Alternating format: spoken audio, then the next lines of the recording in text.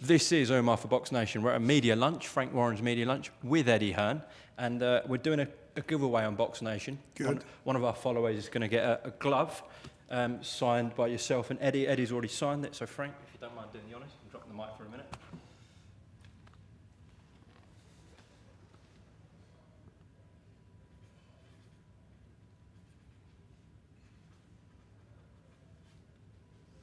Oh, you shouldn't have scribbled over Eddie's one. I'm joking. Yeah, a good lunch. Good to have another promoter joined by one of your famous lunches. Yeah, it's good. I mean, that's all about, isn't it? When we sit down and we talk about boxing, because we're all boxing nuts, and talk about Saturday night. And it's been quite interesting, all the contrasting views of what's going to happen.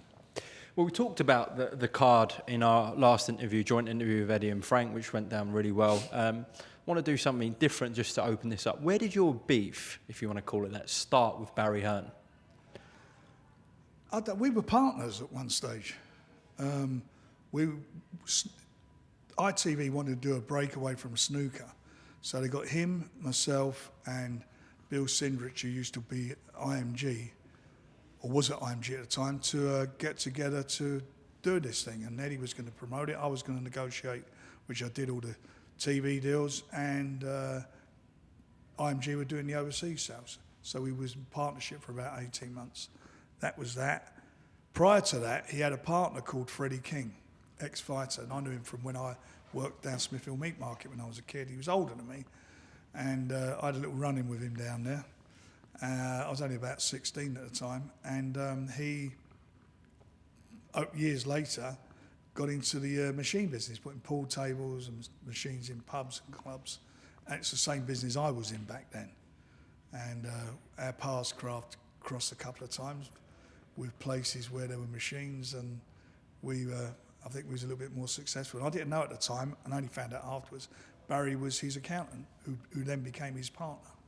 So it goes back to then, without knowing Barry. Obviously, I never knew him then. And then, obviously in the boxing over the years, when I think it's when the shooting happened that he then got Eubanks, and it got into ITV. A couple of fighters jumped ship, as they do. Thought that it was all over, which it wasn't. Most of them came back over a period of time, and that was it. Barry dipped in and out of boxing. He went to Sky. I stayed at ITV, and then I got approached when my contract ended with ITV, and I took across then to Sky, and then had about 3 million subscribers then. I took Frank Bruno, Nigel, Steve Collins, Naz, Ricky Hatton. So we all went across the road to them, and he then went back to ITV, and eventually ITV came out of boxing, and I sort of went on with them until I left and went to Setanta. And that was it, really. And then obviously his son got into boxing, got the Sky deal, and when you were actually on BoxNation, there was obviously a few fighters that went from yourself to Matchroom. I know you guys say the interviewers and all the clickbait, that's drummed it all up, but there was that initial start of it. Well, what happened was when we started boxing, the reason we started BoxNation, because Sky at that time were coming out of boxing or not investing heavily in it. They wanted to pay, there was about 3 or 4 promoters, Frank Maloney at the time, myself, Matchroom and Ricky Hatton. They wanted to give us 8 dates each and pay us in total for those 8 days each, £800,000 each. Well, that's ridiculous, 100 grand a show. What are you going to run with that? So we'd had enough of that by then, and we could see the writing on the wall at that particular moment in time when Barney Francis was there. And we decided to start BoxNation. We started it. And what happened, there were 3 investors. We were the major investors. My family was the major investors. There was an Indian company, very good people, big sports company in India, and a Russian. And the Russian's family were quite wealthy. And I've still got these messages today. It was a text and an email saying that we went free to air for the first 6 months. So there's no income coming in. We financed all that ourselves. And the money didn't come in. Told us it's been sent. It was in, the usual. It's in the post, and that money never came in. So it made it difficult times for us. We had to fill that void, which we eventually did, and it was trying and testing times, but we kept it going, and everybody got paid. Every fighter got paid. Everyone got paid. A couple of fighters got paid a couple of weeks late, but you know what? They got paid, and they got paid good money. And most of them were good about that. It was explained to them. A couple of pricks there, but that's life, and that's where that's what happened. But we kept true to everything, and obviously, eventually, turned it round. Then BT came into being, and then obviously Sky then were worried about BT coming in, and they thought they were going to do a deal with us, but they didn't do a deal with us for 18 months, 2 years before we done anything with them. Then it was sharing the platform with BT, simultaneous broadcasting, and then BT wanted it exclusively with us. So that was the background of it, of what went down. Apart from the back and forth interviews and us guys asking Eddie what Frank said and me going to you and saying what Eddie said, what irritated you the most about Eddie? Was it him signing a few of your fighters at the start? No, I think what irritated me more, a couple of them, were they were misinformed that they were told that the contracts we had weren't worth 2 bob. And as Ricky Burns found out, they were. You weren't going bankrupt. You've come a long way since then with Matt. Well, look, it is what it is. I had fighters when I started out, the cartel, guys left them, came with me. It happens. When I after that shooting, about 4 or 5 fighters jumped ship, but they all come back. All of them wanted to come. A couple of them, I wouldn't have them back, but they wanted to come back.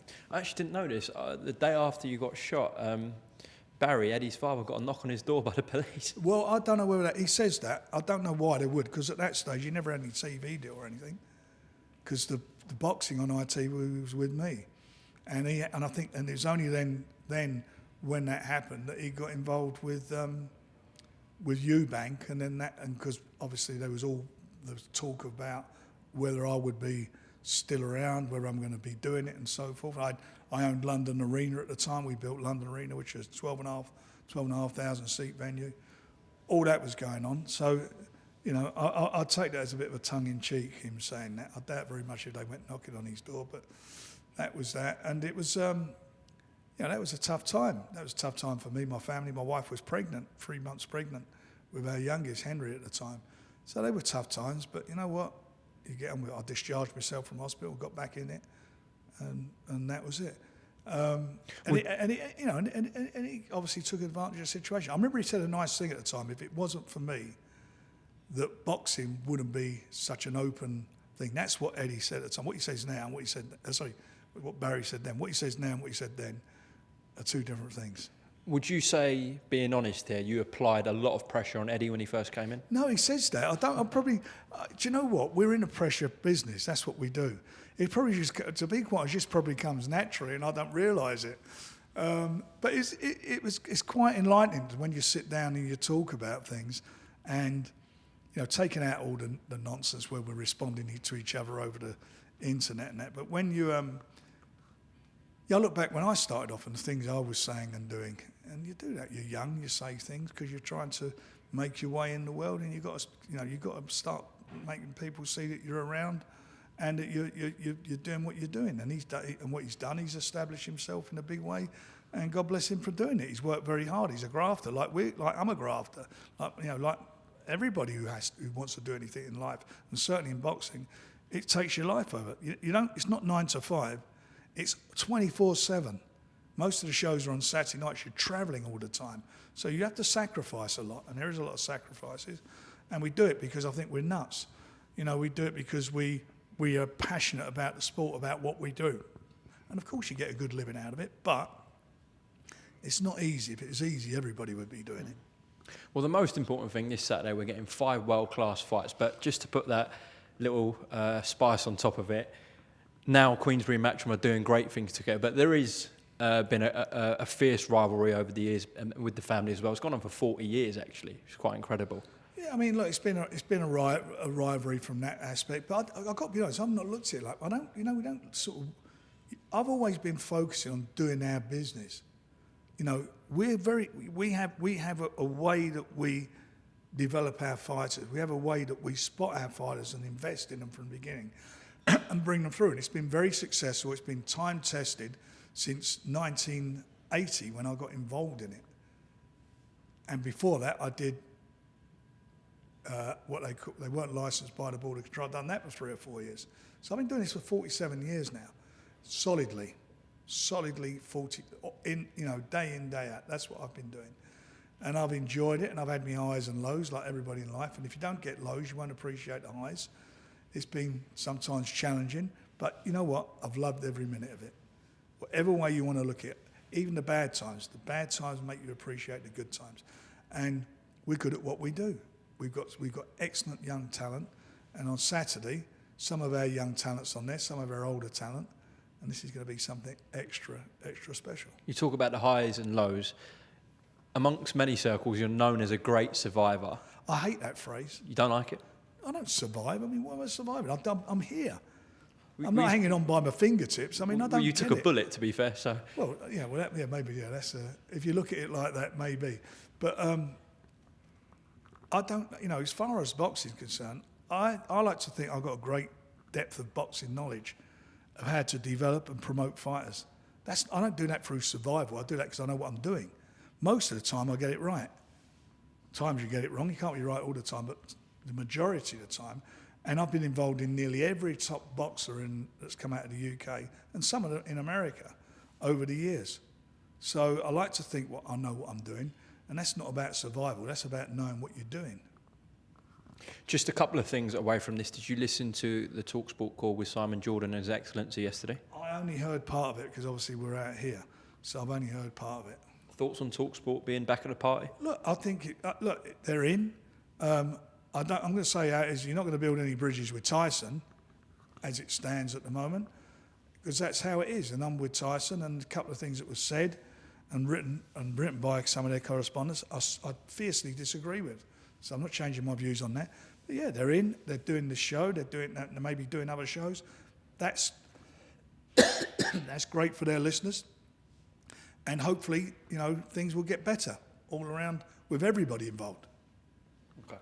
Last one from me. On the 16th of May, the WBO were informed by Anthony Yarde that he would be withdrawing from the negotiations for the Buatsi purse bid.